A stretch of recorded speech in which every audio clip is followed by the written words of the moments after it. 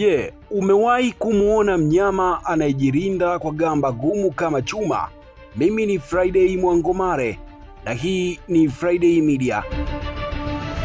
Huyu ndiye kaka kuona, mnyama porini anayezidi kuwashangaza wanasayansi na wapenda mazingira duniani kote.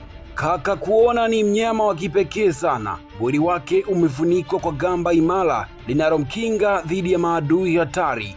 Wakati wa hatari, baadhi yao hujikunja kabisa na kuwa kama mpira mgumu, jambo linalowafanya wanyama wakali washindwe kabisa kumdhuru. Mnyama huyu hupendelea maisha ya usiku, akiwa kimya na makini kutoka kwenye mashimo yake ya ardhini na kuanza msako wa chakula. Chakula chake kikuu ni wadudu kama sisimizi, mchwa na funza, hivyo humfanya kuwa adui mkubwa wa wadudu waharibifu wa mazingira. Kaka kuona hupatikana zaidi katika maeneo ya Amerika ya Kusini, Amerika ya Kati na sehemu za Amerika ya Kaskazini. Huishi kwenye misitu ya savana na maeneo yenye vichaka ambako huchimba mashimo yanayompa usalama wa makazi.